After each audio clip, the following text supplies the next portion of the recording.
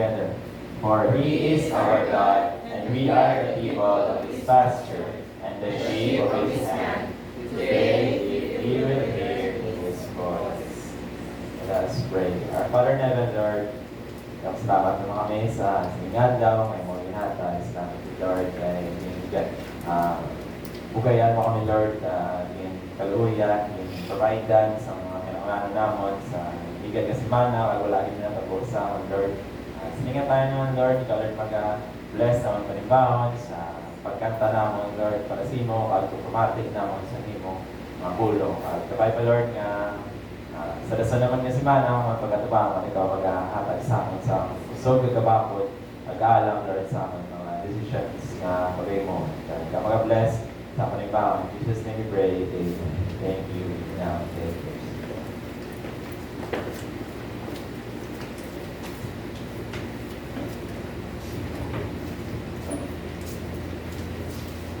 So, ngayong aga sa tanan.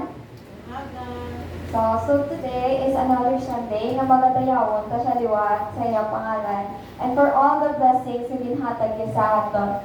Although nga jutay na ta subong, as in jutay na ngitiya subong, nakalipay dyan po na Ginoo kaging pili ta nga magakadto ni subong para mamati sa iyang pulong. Hamagan sa Matthew 18 verse 20 says, "For there are 2 or 3 gathered in my name, there I am among them." So, hindi ta dapat magkakaluya nga, although nga jutay na ta, pero ang Ginoo aral ang ginajapon sa aton. So, let's use our voice as we sing, "Blessed be the name of the Lord."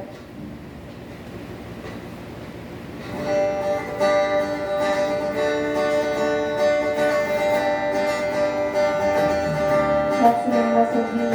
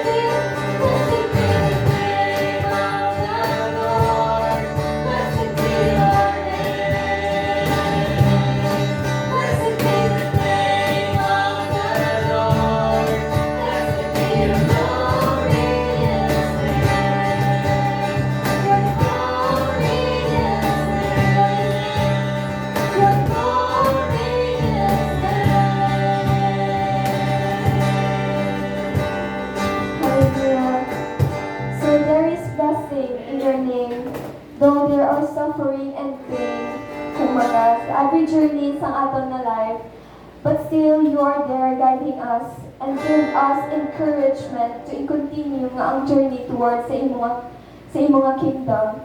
So we know nga samtang napalapit kami sa imo, nadamo ang struggles ta sa aton nga life.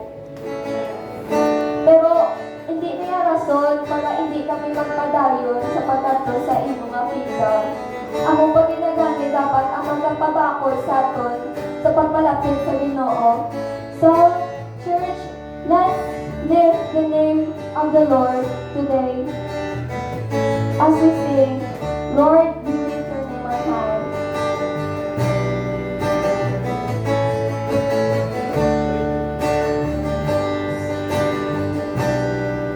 Let's sing, Lord, lift your name on high. Lord, I lift your name on high. Lord, I love to sing your praises. I'm so glad you're in my life. I'm so glad you came to save us. You came from heaven to earth to show the way from the earth to the cross. My debt to pay from the cross to the grave, from the grave to the sky.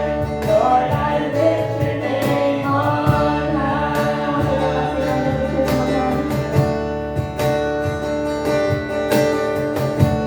Lord, I lift your name on high. Lord, I love to sing your praises. I'm so glad you're in my life. I'm so glad you came to save us. You came from heaven to earth to show the way from the earth to the cross. My debt to pay from the cross to the grave, from the grave to the sky. Lord, I lift your name on. You came from heaven to earth to show the way from the earth to the cross. My debt to pay from the cross to the grave, from the grave to the sky. Lord, I lift your name on high. Lord, I lift your name on high. Yes, Lord God, we lift your name on high, for you are God alone, ang nag-suffered and nag-died on that cross to save us. You are God alone na nagapatawad sa among masing ano pangasala ang ginubra namon. You are God alone na nag-comfort sa amon, and you are God alone na nag-accept sa amon masing ano patakahig ko, because you are God alone who will love us every single day. So wala tarato para init sa pagadayawan sa subong nga adlaw. For He is worthy, God is worthy of our praise, because He is God alone. So let's name your God alone. You are not a God created by human hands. You are not a God dependent on any mortal man. You are not a God in need of anything we can do by your plan. That's just the way it is.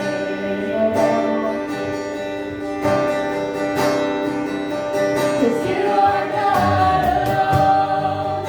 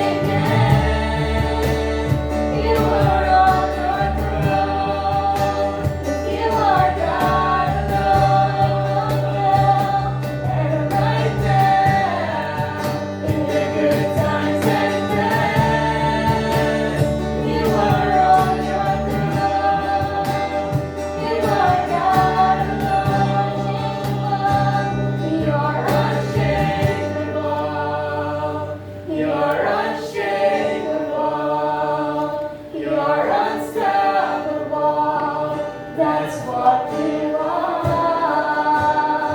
We are unchangeable. We are unshakable. We are unstoppable. That's what we want. 'Cause you are not alone. From before time began, you are on your throne. You are God alone. And right now, in the good times and bad, you are on your throne. You are God alone. You are God alone.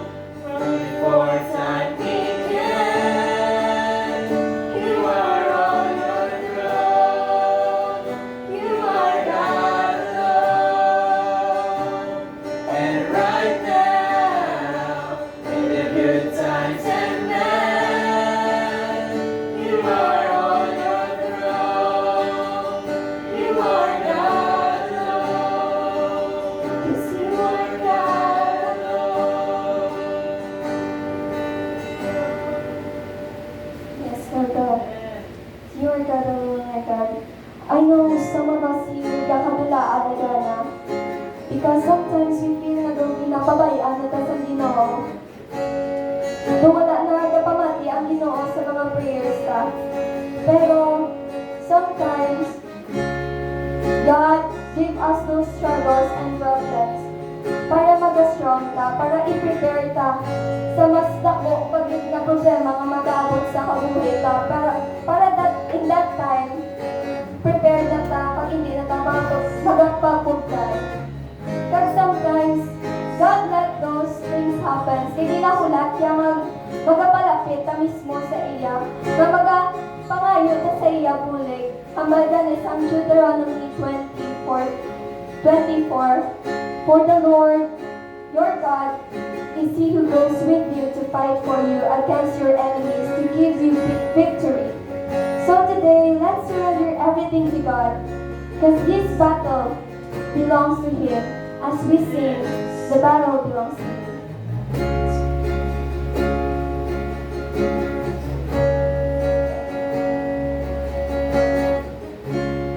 All I see is the battle. You see my victory.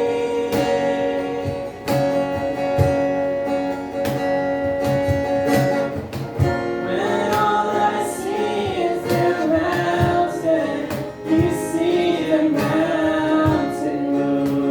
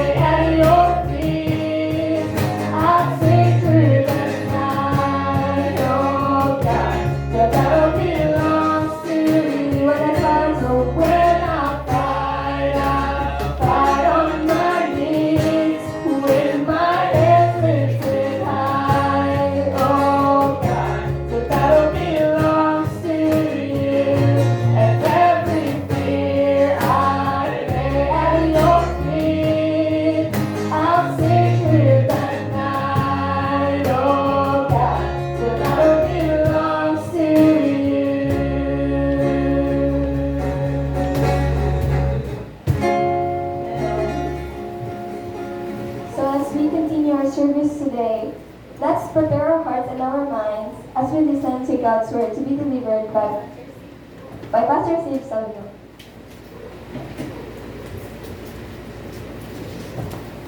Magkakalamuyo kita, Nay. Our gracious God and our Heavenly Father, we recognize your presence in our midst this morning.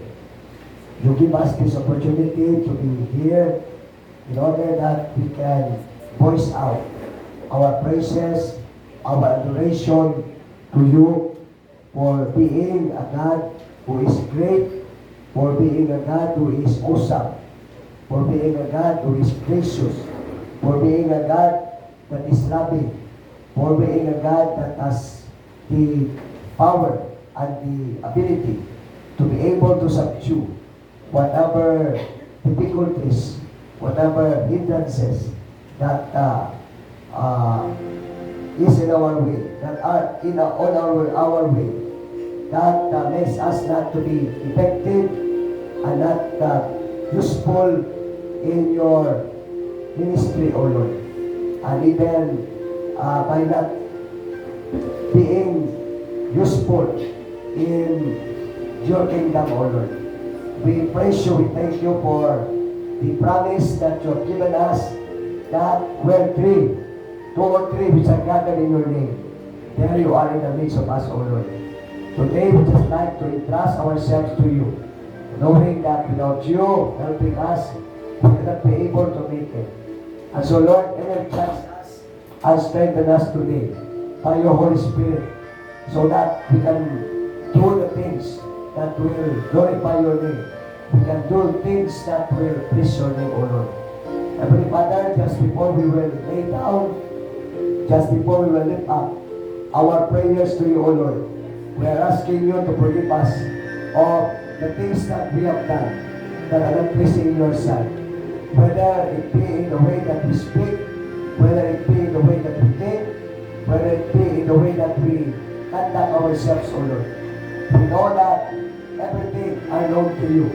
Everything are being are seen by you, O Lord.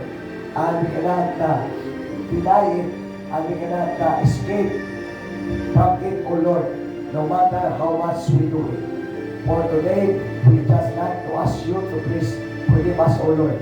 Just like you to please bless us, O Lord, so that we will be worthy to praise your name. We will be worthy also to receive favor and graces from you, O Lord.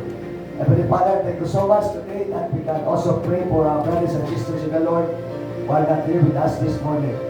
You know the precise reason of not of being of their not being here rather today, O Lord. Kindly minister to them and kindly work in their lives, Lord, in a very special way.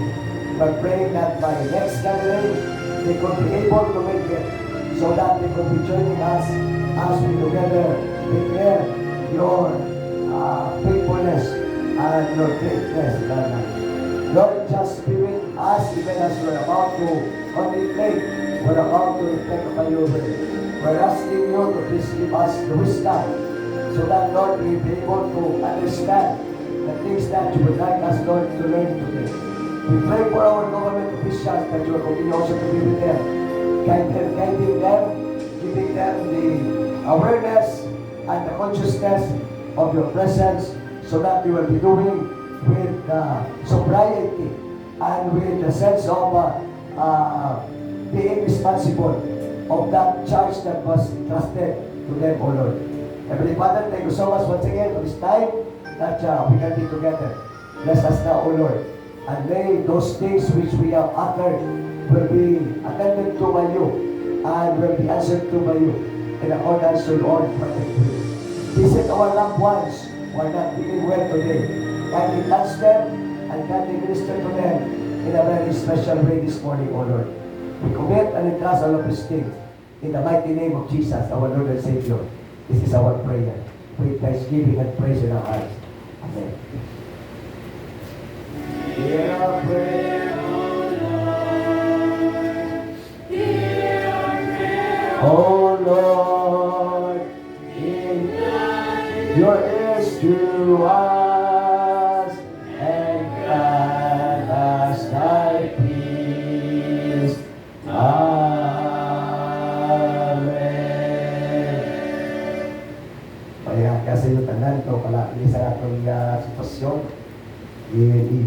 sang wala medyo imayong desisyon. Pero anyway, nagkapasalamat kita sa Diyos sa oportunidad nga ginatag naman niya duwan sa aton na magkatipon kita at magkasimba kita sa iya. Sa sunod ng Domingo, muling katapusan ng Domingo naton nga magtipon kita dire kaysa last Sunday dito kita sa Mabukal ma-join dito sa Thanksgiving at anniversary celebration. Pinikaris hindi ka mo nga mag-join dito. Although layo, mangitagit ka sa way ni na mapatikayon ang atong pagkato dito. Pero kung atong activity man, tumagani sila nag-join mo sila sa aton. This coming December 24, ang atong church anniversary and Thanksgiving celebration, pati kayunon man naton. Christmas na sa wala na kita fellowship pagkapon sila.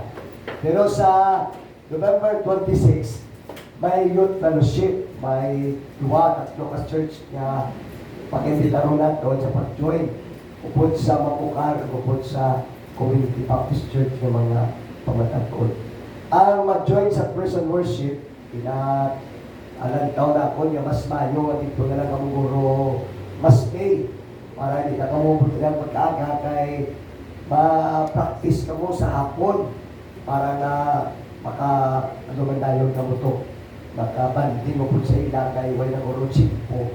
Iba niya at now kay kung Lunes hasta Piernes ay dosako man ang mga youth diri sa church labi na kaya praise and worship.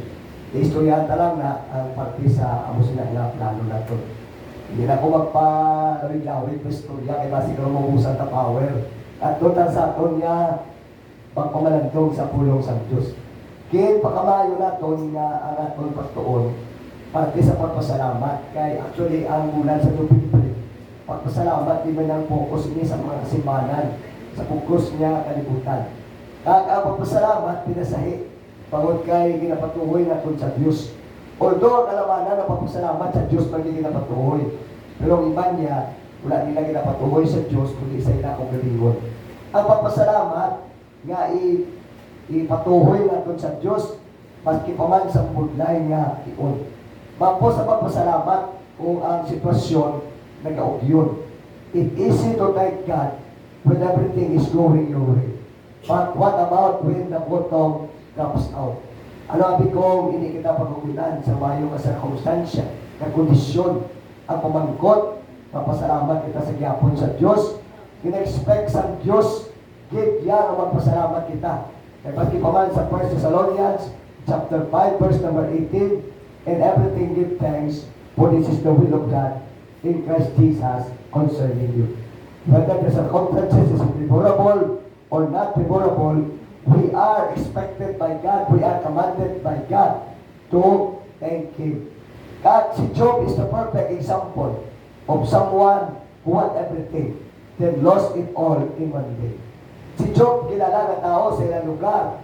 Kaya si Job magkaranon sa unaya nga panahon, kung isa ka tao, namo siya propitan, namo sa sapat, mga hayop, makabig siya na tao na prominente, makabig siya na tao na dalangpan, kag espitado. Sa ato subong nga panahon niya, hindi naman na kayo niya mausukit ang tawag niya, ang talaksan sa pagkaprominente sa tao kung namo sa sapat. Although, kay partly makambal ta kung namo sa mga hayop na ginasagot, kaya siyempre, automatic mampal kita ginagataho, namo siya kwarta. Si Job is a perfect example of someone who had everything, then lost it in one day. Actually, si Job, ang personality is not hiwa. He was a person whose life is blameless. It is a perfect, pero at least may maayong ang pagkinawi. Kag sa isang natawag natin pagkabuhi nga ginapatigayon si Job. Upright siya sa tubangan sa Diyos.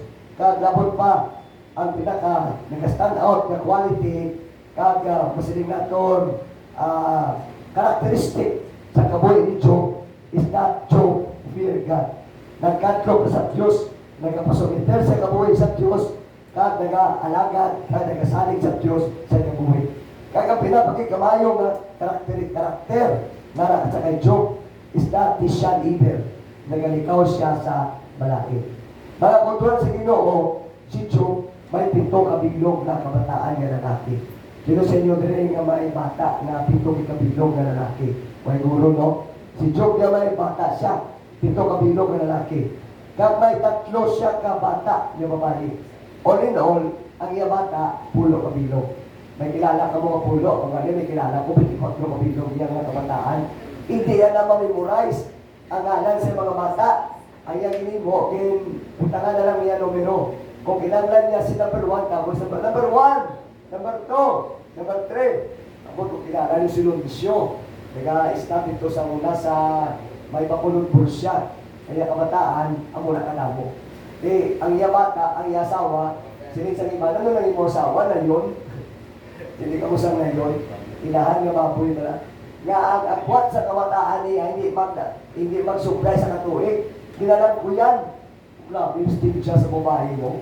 Nakabata pa siya, 24 kabilo. Kung papunta ko, world record na na, Guinness World Record na na, kung may sana pa sobra sa 24, no? Si Nulpe, sobra sa 24 bata, galing-galing lain na babae yan. Nagpipamataan si Bong Revilla, senior, damo man kabataan, pero lain ang ilang mga nanay. Pero yan si Lunsyo, ito yung kilala namon, isa lang kananay, 24 kabilo kabataan. Kag si Job may 7,000 sheep, kag may 3,000 camels, mayara siya 500 yoke o boksin, kag mayara siya 500 donkeys.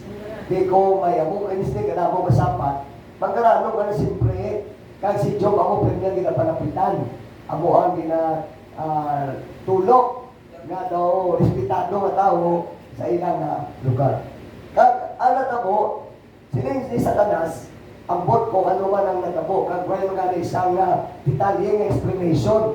Ang Bible dito ya sa kalangitan, nagsumalangay ang banas sa Diyos, kag ni Satanas, may mangkungali ka malugi kung kaan natabo na. Pero ang sa Bible, kay di si Satanas siya ay obligasyon, kung iya nga ilikuton, nagapakanto pa kari.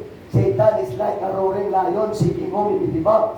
To and fro, pakanto pabalik. Pasiari ka sa mong aga, pulo patilag, pulo pasiplak, sa atol dire, na ginahimo.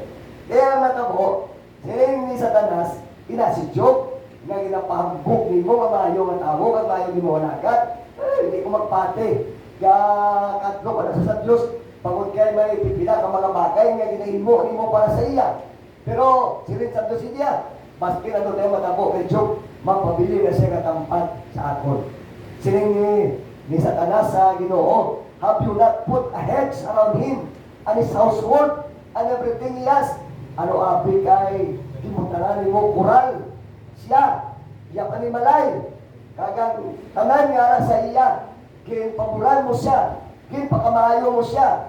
Amo na ang rason na waay sing masiling naton pag-alang-alang siya na mag-alagad sa imo, mag-salig sa imo.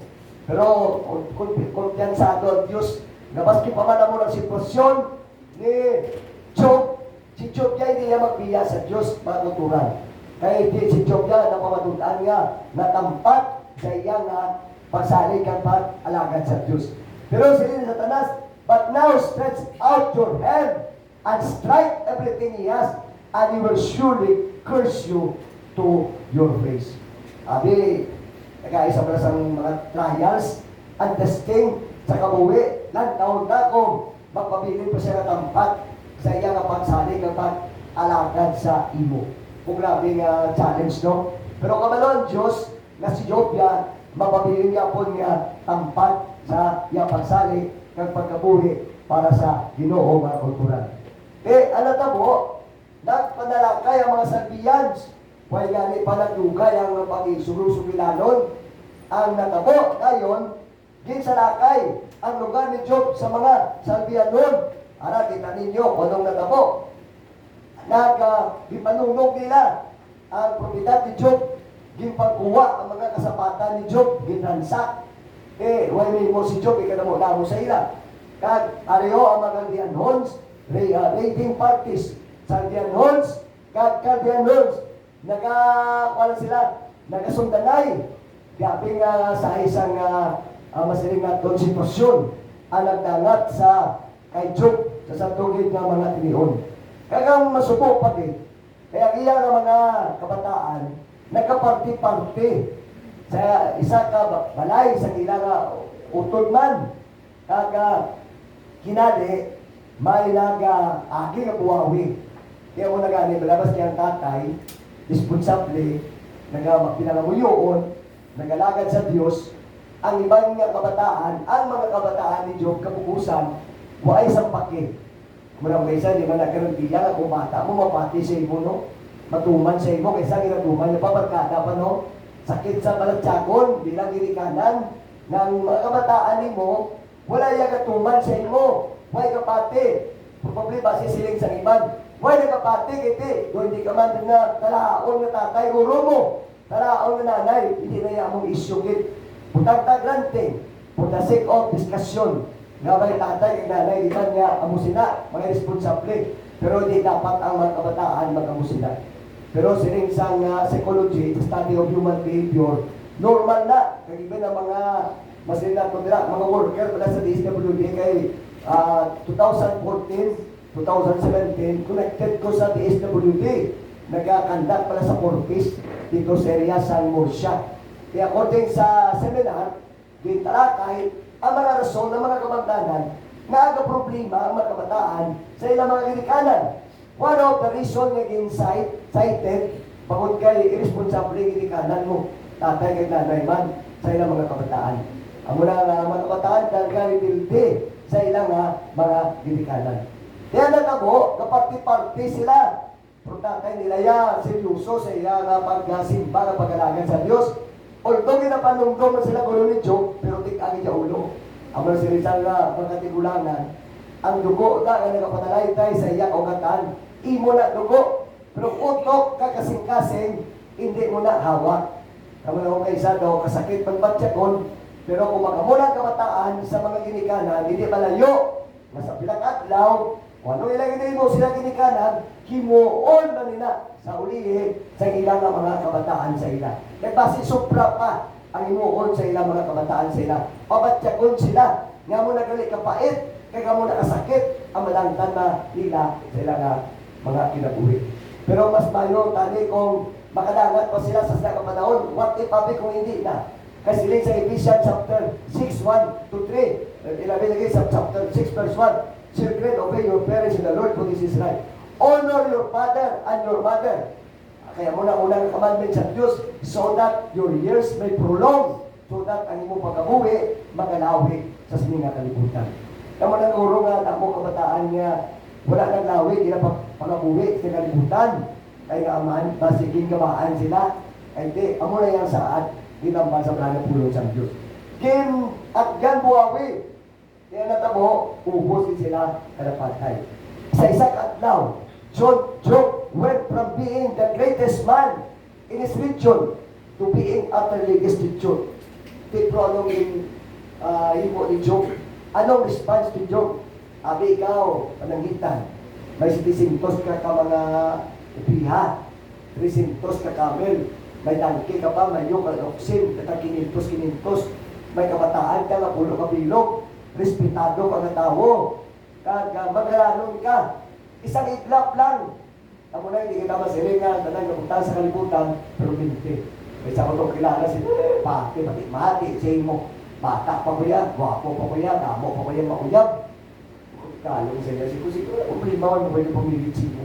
Pero nga ko lang mambalsay mo, kasi sulong mo nagkambalsin Proverbs 27, verse 1. Boast not thyself of tomorrow, for thou knowest not what a day may bring forth. Hindi ka magpapugal sa iyong kukulingon. Kaya wala ka kabalo kung anong matupason sa puwas. Dapat magpreparar ka, hindi ka magali, pahambog ng tinitan. Ako hindi na makapagpiliton. Hindi mo, wala ka obligasyon na panugdo mo na kung ikaw. Hindi ka magpati, hindi mo na naiya tupagon ang mangin akibat niya kung mga konsekwensya sa pinakadlaw. Pero pamangkot, ano gini mo ni Job? what was Job's response? Sa sininga kay Tara na nadangan siya kabuhi. At this Job got up and tore his robe and shaved his head. Bangon siya, gigisi-gisi niya ang customary sa una ng mga katawan, karaan ng mga katawan sa una ng mga panahon. Kung aragalan sila sa extreme anguish, grabe nga mga trials at testing sila kabuhi. Ang inay mo nila, kung lalaki, ginagisi-gisi nila ang ilang bayo. Tapos kinakalbo nila ang ilang ulo. Tapos, he fell to the ground in worship and said, naked I came from my mother's womb, and naked I will depart. The Lord gave, the Lord hath taken away. May the name of the Lord be praised. Job chapter 1, 20-21. Guro, kung kita, kapay-pay nila kita mo sinino, natapos sa aton, bakit niya, baka mga buyayaw, kag pamuyayaw, mga pagpasol-pasol. Magani kung natamo na di mo natanay mo, pero normal na nga tani, di waya patani, kaya na na, kung namati lang tani, di ka doon na, kaya na na. Kaya mo na nga kinanglan nila, comfort, ang kinanglan nila, support, pero sa tungkiyon niya, ginapanungdong, why magpapamati, kaya mo na ang nalalitan. Di mga kultura, ginaknalis si Job na may purpose ang Diyos, hindi magagarantiya na kung matarong ka, putanan ka, why nasa trial, sa testing, sa pagkabuhi. Ang pagkabuhi din sa kalibutan is not always smooth sailing. Ang pagkabuhi sa kalibutan sometimes may mga rough sailing man. Amo na, never doubt what God has said in the life when you are in the dark. Hindi pagdudayan isiling sa Diyos sa ara ka sa kapawa. Kung hindi pagdudayan ang Diyos yung isiling niya sa imo sa kapawa kung ara ikaw sa kadulog. This was more than just fatalistic resignation to a situation. This was recognition of God's constant goodness in His life. Dili makita natin yung ginagdalis niya ang pagkaayog yapon sa Diyos. Abi natin ang pagkaayog sa Diyos in good times na. Well, good mo, good times. Mayo siya makanta kita, God is good all the time. Pero kung hindi na gani magsanto, magugyon, doon hindi na kita conforme. Doon, ginulusol kita, managsalig pa ta sa Diyos, daw na ginulusol kita, manag-alagad pa kita sa Diyos, daw na ginulusol kita, nanangikatapo pa kita sa katilimban sa Diyos. Daw na nga, kung ano sila na ginulusol, daw na ginulusol. Pero sila isang masabi ng mga anak ko, galing niya sa kanta, God is good all the time, and all the time, God is good. Tuod man din. Pero kung isas na lang sa subilanon, doon hindi natin nga makabuhi, ara sa bibig, pero layo ang malatsakon. Makuturan dapat ipangabuhi natin. Nga indeed, mas kinano ka kalatabo, God is good all the time, and all the time, God is good. Anong sekreto ni Job na napasan niya? Ini nga mga kintalan. May sekreto siya. Ang sekreto niya, focusing on blessings that can't be taken away. Tutok niya iyang panulok sa mga pagpakamayong hindi niya manulak. Ang mga material na bagay sa kalibutan niya, just kamanigo. Tupungara na. Hindi, subong, may sa kalibo ka na. Nanunupis niya nila, kung napapiyuan mo lang sa kalibo, ano man ang itong bakal mo? Tugi-tugi material ulo. Wala na ba? Ubus na. Amo na ang material na bagay. Hindi madasig, maubos. Ang madula. Kaya nga ang material mo. Although, siyempre kung nabitigan mo, araman na sa insakto nga pag-manage mo. Insakto nga pag-gamit. Pero kung hindi ka kabalo mag-gamit man, malasig mo na nga madula. Pero the truth is, whether sometimes ginagamit mo sa insakto, kung hindi man insakto ka magamit, wala sa material na bagay, sa sining kalibutan, na magaduran for all eternity. Wala sa mga material na magaduran. I praise be to the God and Father of our Lord Jesus Christ. In His great mercy, has given us new birth into a living hope through the resurrection of Jesus Christ from the dead. Naigay ni Apostol Pablo sa mga Christians nga nagkalaplaan sa Kapadusya, sa Bithynia, bangod sa persecution. Pinapanungdom sila ng Apostol Pedro, nanungod sa pagkatutong sa Diyos, nanungod sa dagaya, nakaluoy sa Diyos sa ilang mga kabuhi, kagaluon sa agadot, buhi nga paglaom sa pagkamanaw sa kay Kristo gikan sa pinatay. Are. May mga pito ka butang, trouble may do to you and for you. Ang may mo say, ano na siya? Well, una sa tanan, ang pito ka butang, trouble may do to you and for you. Una, trouble may bring a correcting ministry. In Hebrews chapter 12, verse number 6. For the Lord loveth, He chasteneth, and scourgeth every son whom He receiveth. Iyang example, o palangga ka sa mama mo, sa papa mo, siyempre, iya ka sa wayon, iya ka malumdumon, palangga ka mo, nagkakulugan niya, anak ka giniya pero kung panangitan, huwag ka ginasaway ni mama mo, ni papa mo, huwag ka panamundong, sa matao nga sa palibot ni mo, na may dako nga kahalawa, kag pagkulikit sa imo, duluting, tuod na, ang hambal nila nga, tuod kaya mo mga abyan sila, ako yaway, kung nasaway sa mama ko, bayan na lang ko niya, maski pag uli ko na agaya, huwag na niya pakis si mama, huwag na siya, kapangilapot sa akon, pasti pa man niya mag-engage na sa mga iligal, huwag na niya, para sapat si mama, si papa, palanggaya ko mo, hindi na pabayaan niya lang kuya, maski magpariwara ko, hindi na tuod, pinukit na. Sa mga bagay, kung anak ka sa Diyos, huwag ka ginasaway sa Diyos, huwag ka na disiplina, maski ka gandit-tungkol ka, makatuluda kung anak ka sa Diyos. Undong ka siguro, illegitimate son, illegitimate daughter of God ka. Kaya kung anak ka sa Diyos siya, sawa yun, tingin sa Diyos, o dalangin sa Diyos sana, natawag na doon, pagpanumdum.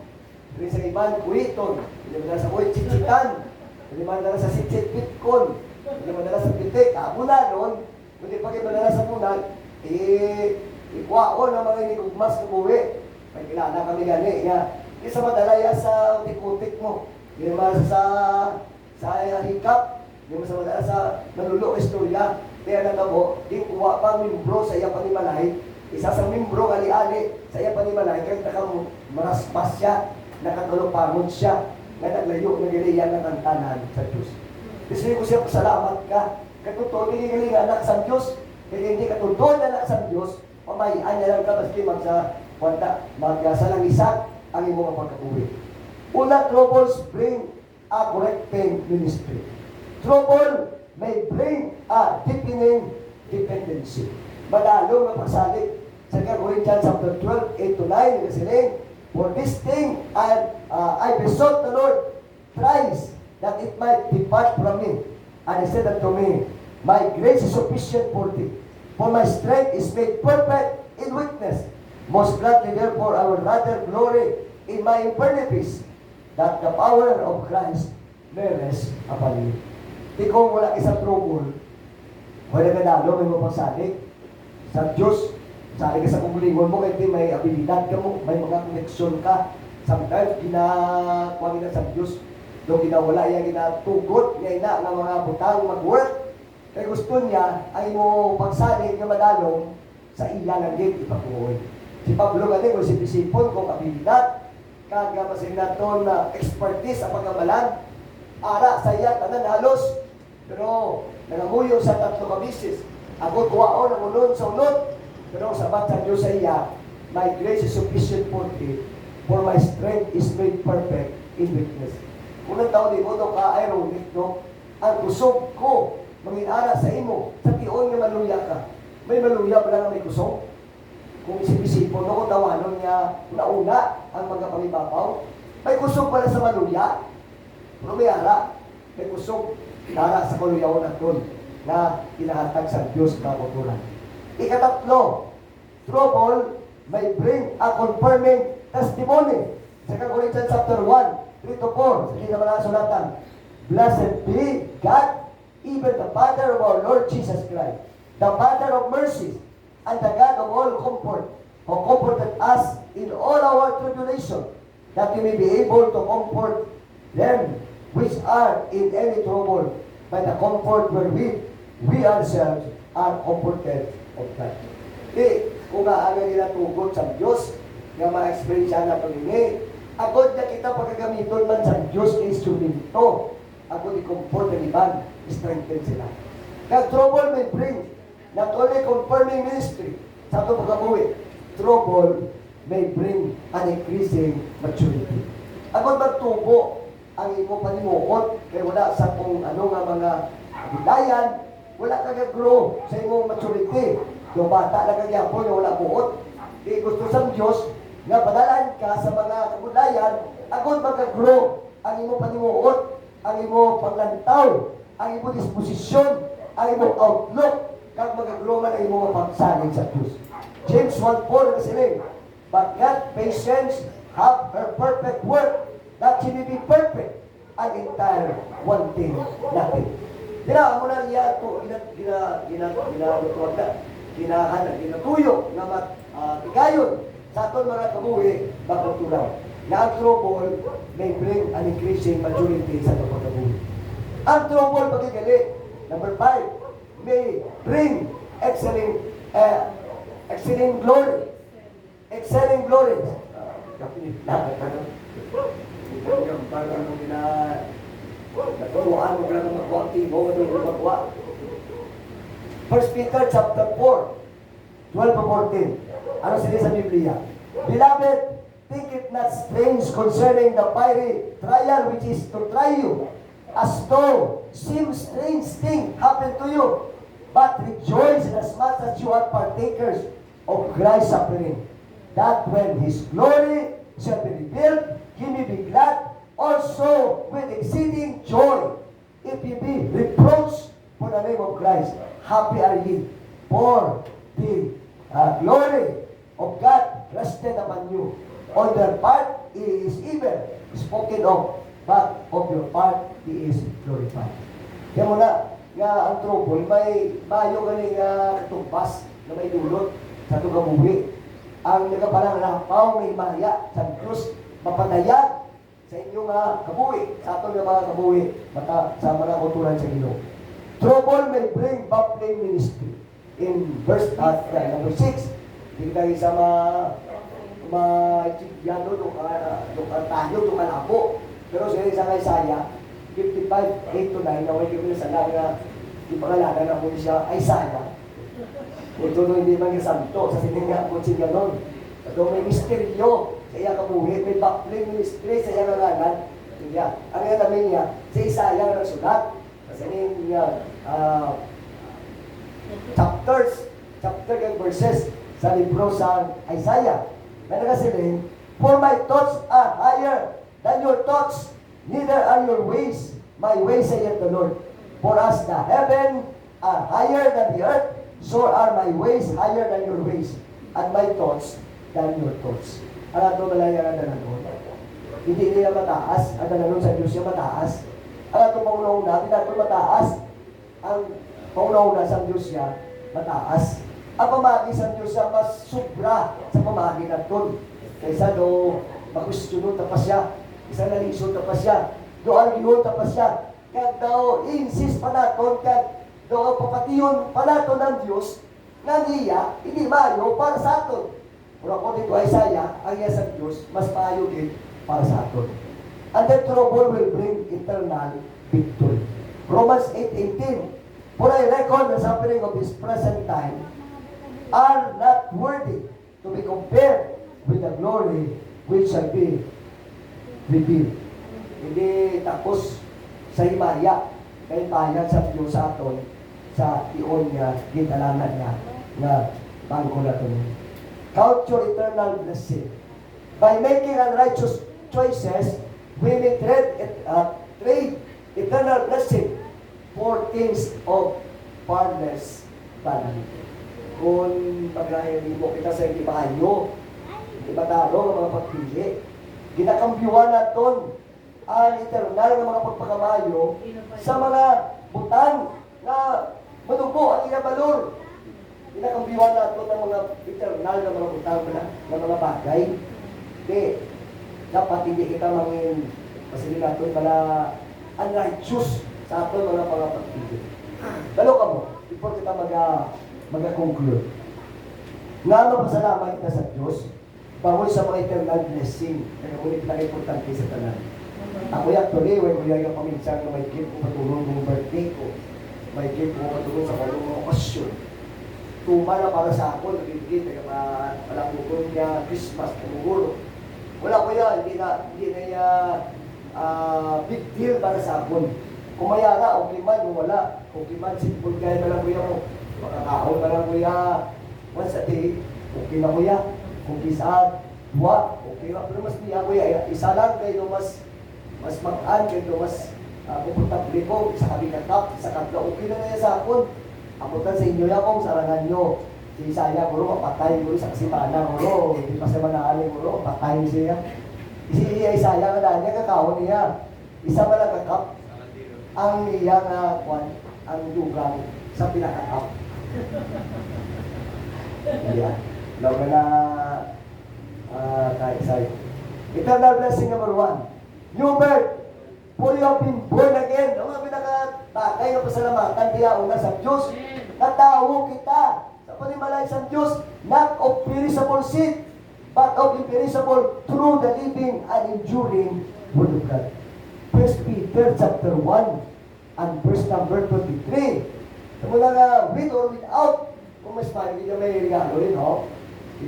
Sige lang tulad daw, guro na mo tulong sa akin. Guro na mo niya regalo, patulong sa Disimple. Napawala niya, piligantin niya si Rishi, so wala lang, no? Hindi lang mabalan, no? Pero anyway, pagkita lang kami na. Joke. O sige, ito na blessing naman to. Living hope, and hope does not disappoint us because God has poured out His love into our hearts by the Holy Spirit, whom He has given us. Romans chapter 5, verse number 5. Duhi kapag naon. May kanta kanina, living hope. Eternal blessing number 3, unfading inheritance. Colossians 1:12, giving thanks to the Father who has qualified you to share in the inheritance of the saint in the kingdom of light. Gano'n pa nga doon pangitaon, kaya rin natanda, no? Di pasaling sa Diyos, hindi sufficiente na magkakumbinsi sa imo na magpasalamat sa Diyos. O kung ginaglan pa nga, pagkapatol ka iPhone 15, para nga grabe yung mo salamat kung grabe doon sa cloud guide ko. Di po na rin na yun, maka-iPhone 15 ka sa pinakadaw, lupit ka kay kami ya, ni Lawrence may iPhone 15 na kami. 50 na yun mo, 50 na lang mo. Kung di lupit ka, daan na yun mo, ibigyan mo na. Hindi na lang mo kuslang sa pinakadaw. Nagkatikuan na yan, obsolete na ang material na bagay. Wala yan nag-aturar. Pero minti.